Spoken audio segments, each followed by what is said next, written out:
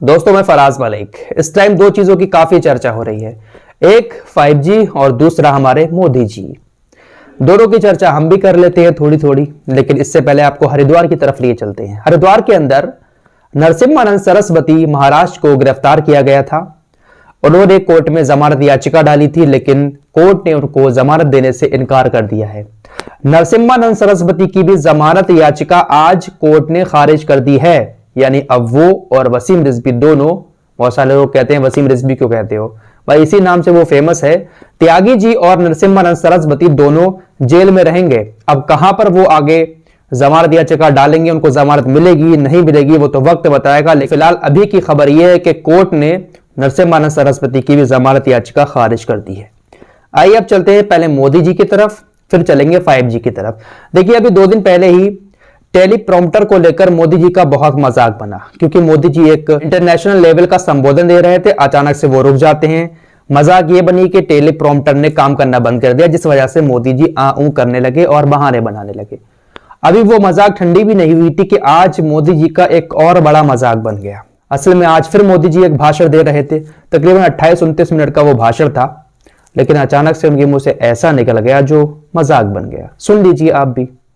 हाल के आंकड़ों से पता चला है कि बेटी बचाओ बेटी पढ़ाओ अभियान की बेटी बचाओ बेटी पढ़ाओ अभियान की बेटी बचाओ बेटी पढ़ाओ अभियान।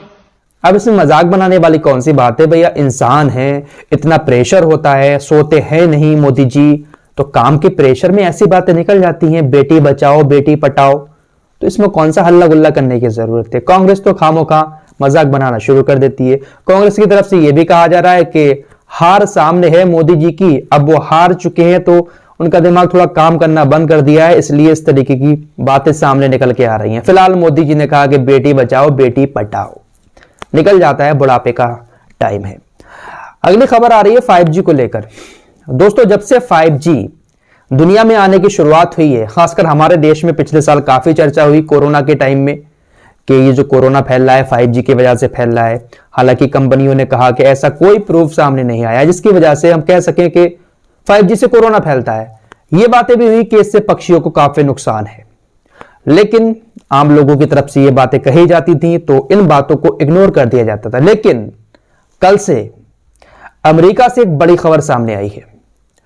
अमेरिका के अंदर अब 5G सर्विस शुरू हो गई है और 5G सर्विस के शुरू होने के बाद वहां की एयरलाइंस कंपनियों ने हंगामा मचा दिया है। एयरलाइंस कंपनियों ने चेतावनी जारी कर दी है कि 5G सर्विस शुरू होने के बाद सारी उड़ानें जो है ना वो रद्द कर दी जाएंगी, क्योंकि 5G का असर सीधा सीधा एयरलाइंस कंपनियों के ऊपर पड़ रहा है। अमेरिका की जितनी भी बड़ी बड़ी एयरलाइंस कंपनियां हैं उन्होंने अपनी उड़ानों को रद्द भी कर दिया है। आने वाले 36 घंटे में और भी ज्यादा मसला सामने खड़ा हो सकता है अगर इस 5G सर्विस को वहां पर नहीं रोका गया। एयरलाइंस कंपनियों का कहना है कि जो नेविगेशन सिस्टम है प्लेन का वो काम करना बंद कर रहा है। 5G की वजह से वो काम करना बंद कर देगा, सही से सिग्नल नहीं दे पाएगा, तो लैंडिंग जब होती है ना प्लेन की तो उसमें बहुत बड़ी दिक्कत आ सकती है। 5G की वजह से प्लेन का नेविगेशन सिस्टम काम करना बंद कर देगा, जिससे लैंडिंग में और टेक ऑफ करने में जो है बहुत ज्यादा दिक्कतों का सामना करना पड़ेगा। जो सिग्नल देता है ना वो सिग्नल मीटर 5G की वजह से काम नहीं करेगा, ऐसा कुछ कहना है बड़ी बड़ी एयरलाइंस कंपनियों का, जिसके चलते हुए एयर इंडिया ने भी अपनी बहुत सारी फ्लाइटें कैंसिल कर दी जो अमेरिका जाने वाली थी। तो अब बड़ी दिक्कत का सामना करना पड़ रहा है एयरलाइंस कंपनियों को, जिसके बाद हंगामा मचा हुआ है। कंपनियों ने चेतावनी जारी कर दी है कि आने वाले 36 घंटों में सारी फ्लाइट रद्द कर दी जाएंगी और बहुत ज्यादा परेशानी का सामना करना पड़ेगा।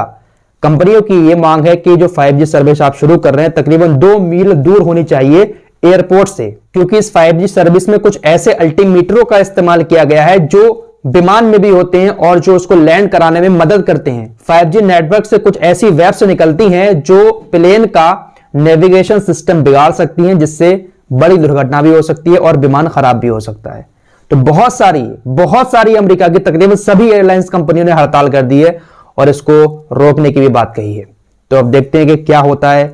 हालांकि जिन टेलीकॉम कंपनियों ने यह सर्विस शुरू की है उनका कहना यह है कि और भी देशों में चल रही है 5G सर्विस, लेकिन ऐसी कोई शिकायत नहीं आ रही है। ठीक है, अगर आपकी शिकायत आ रही है तो हम थोड़ा सा प्रयोग करेंगे और एयरपोर्ट से जो है जो 5G की सर्विस है वो तकरीबन 2 मील दूर से शुरू करेंगे।